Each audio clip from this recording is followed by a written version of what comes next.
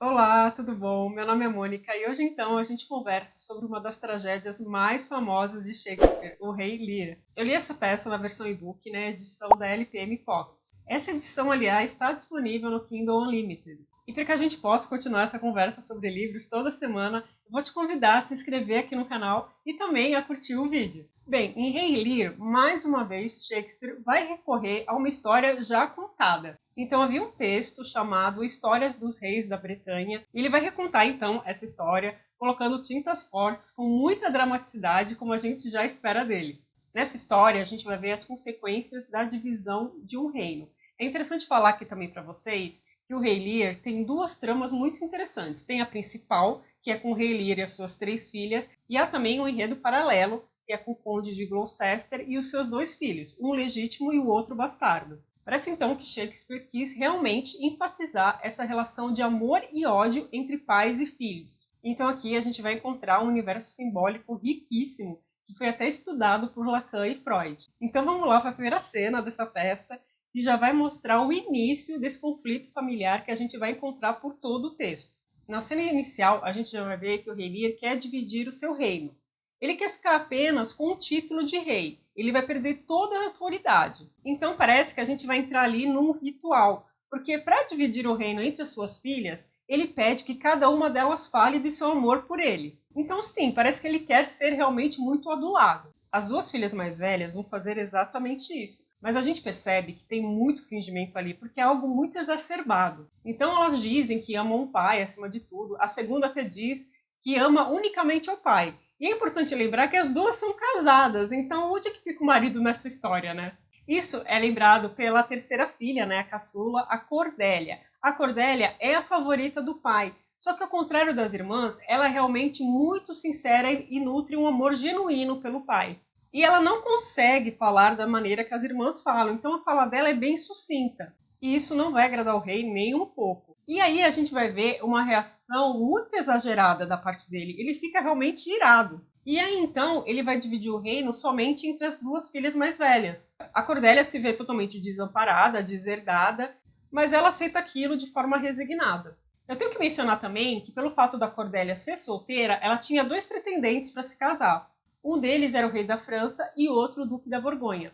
O Duque da Borgonha já se retirou de cara, porque ele também tinha um interesse nesse casamento. Já o rei da França não. Mesmo nessa situação, ele ficou do lado da Cordélia e quis casar-se com ela. Essa decisão do rei chamou muita atenção do membro da corte chamado Conde Kent. E ele tenta chamar a atenção do rei do que ele está fazendo. Só que, mais uma vez, ele tem uma reação exagerada e fica contra esse conde também, que na verdade é um grande amigo dele e é fiel a ele. Só que o Lear parece totalmente cego, ele não percebe essas coisas. Então, claro, aí que a gente já começa a prestar atenção na saúde mental do Lear, se realmente ele está consciente ou não dos fatos. Porque o que ele propõe ali não tem muito pé nem cabeça. Ele diz que vai dividir o reino entre as filhas, realmente faz isso, e ele quer ficar apenas com o título real. Ele perde totalmente os poderes e diz que ele vai ficar revezando de mês em mês a sua residência com as filhas. Então, um mês ele vai ficar com a filha mais velha e no outro mês com a outra filha. E a exigência que ele faz é que ele seja acompanhado por 100 homens. Bem, então a divisão do reino é concluída.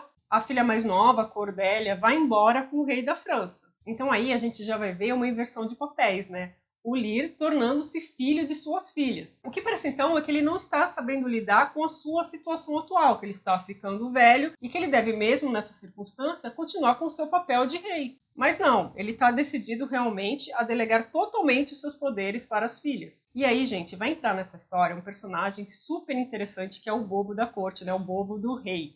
Ele tem falas maravilhosas e uma delas é assim, ele diz ao Lear o seguinte: tu não devias ter ficado velho antes de ter ficado sábio. E isso, gente, pode resumir essa peça. Então, com aquela forma toda irreverente, do bobo da corte, ele diz muitas verdades ao rei Lear e tenta também conscientizá-lo. Porque, na realidade, somente o bobo da corte tem essa licença de falar certas coisas ao rei. Vocês perceberam que ele não aceitou bem a fala do Conde Kent, por exemplo, que queria ajudá-lo, alertá-lo, mas o bobo da corte, ele escuta. Mas as falas do bobo não vão surtir nenhum efeito não, ele não vai mudar de ideia. O que eu estou chamando a atenção é que ele permite que o bobo continue ao seu lado, coisa que ele não permitiu ao Conde Kent.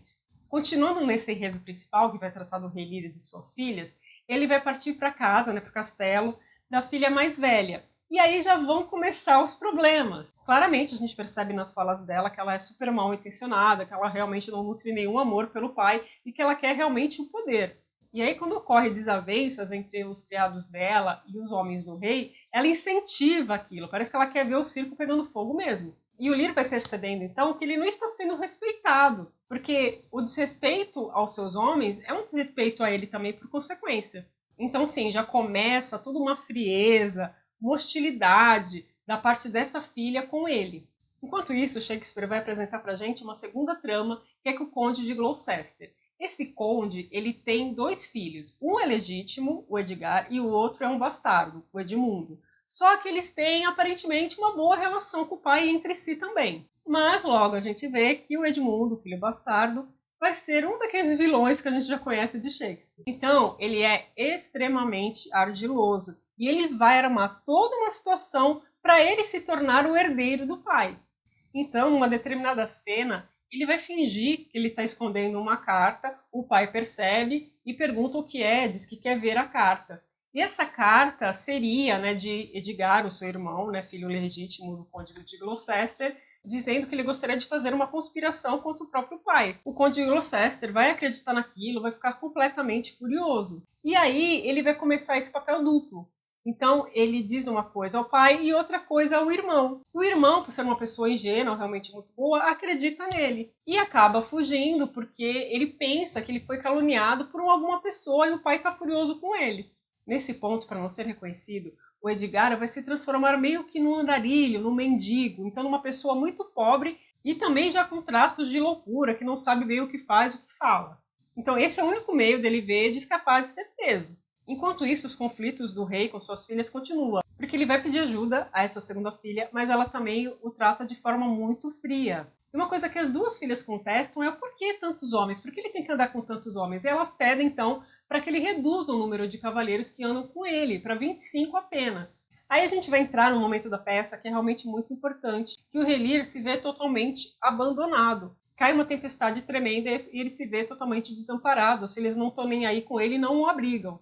Então ele se sente completamente sozinho, porque ele contava com o amor, com os cuidados dessas 2 filhas e elas o renegam. E a sua terceira filha, a Cordélia, ele pensa então que ela não gosta dele de jeito nenhum e está longe já com o rei da França. Quem continua com ele, claro, é o Bobo. E há também o Conde de Kent, que é uma pessoa que sempre quis o ajudá-lo e ele renegou também. Só que esse personagem, na verdade, não vai embora. Ele fica disfarçado e fica por ali vendo tudo o que está acontecendo e vendo então a maldade das filhas do rei. Outra pessoa que fica muito tocada pela situação do rei é o Conde de Gloucester. Nesse momento, ele só está junto com seu filho bastardo, o Edmundo. E é nessa ocasião que o Edmundo vai aproveitar e trair o pai, porque ele diz somente ao filho que vai atrás do rei, mas que o filho não deve falar isso para ninguém. E é claro que ele vai delatar o rei. Então, sem saber que ele havia sido delatado, o Conde de Gloucester vai voltar para a corte e vai sofrer uma séria punição. E só depois ele descobre que foi traído pelo próprio filho. Então percebam que essas 2 tramas estão completamente interligadas, só que os pais não percebem realmente o amor dos filhos. Falta a dita sabedoria para eles. Chama também muita atenção que o Conde de Gloucester percebe a cegueira do Lear, quer dizer, o Lear não vê que realmente a Cordélia o ama de verdade, só que ele não enxerga a sua própria cegueira. Ele acredita no Edmundo e renega o Edgar. E o rei Lear, por sua parte, nessa situação que ele está totalmente ao relento, debaixo da chuva, ele não aceita muito ser ajudado, ele começa um diálogo assim com a natureza muito interessante, as falas dele chamam muito a atenção da gente, porque ali parece que ele vai realmente perceber o que aconteceu. Então ali, vivendo aqueles tormentos, na tempestade, ele faz então a sua descoberta. Mas claro que ele vai achar que é tarde demais, porque ele pensa que a Cordélia já não o ama mais. Claro que a gente percebendo toda a pureza, a bondade realmente da Cordélia, a gente não acredita nisso. E logo a gente vai ficar sabendo também que o exército francês está invadindo o território. Então a peça também vai trazer muitas cenas fortes de violência, mas é como disse, né? A gente percebe que Shakespeare conta tudo com aquelas tintas fortes, realmente há muita dramaticidade. Afinal, é uma peça que vai reunir esses temas, né, da traição, da crueldade e de muito sofrimento. E claro também que vai trazer o tema da loucura que a gente percebe no Lear. Enfim, gente, eu fiz esse apanhado. Posso dizer para vocês que a leitura dessa peça foi muito agradável para mim. Eu tive uma maior compreensão da história. Claro que eu tenho que ler mais devagar a peça de teatro, eu não consigo ler com a mesma velocidade que eu leio um texto em prosa, mas eu sinto que à medida que eu vou lendo mais peças, eu vou me sentindo mais confortável. Aqui no canal você também encontra um vídeo onde eu falo de Otelo. Eu vou deixar o card aqui em cima, caso você queira dar uma olhadinha nesse vídeo. E eu pretendo, nos próximos meses, que a gente converse mais sobre Shakespeare por aqui. Agora eu preciso confessar uma coisa para vocês. A próxima peça de Shakespeare que eu vou ler vai ser uma comédia. Eu perguntei lá no Instagram qual peça as pessoas me indicavam, porque eu tenho um box da Nova Fronteira que contém 3 volumes, e um deles é de comédia. E aí, dentre as peças que tem ali, as pessoas me indicaram A Megera Domada. Então, ano que vem, essa vai ser a primeira peça que eu vou ler de Shakespeare. E é claro, mais pra frente a gente conversa sobre ela aqui no canal também. Se você quiser me deixar alguma recomendação de outra peça de Shakespeare também, por favor, deixa aqui nos comentários que eu vou colocar lá na minha listinha para eu ler logo.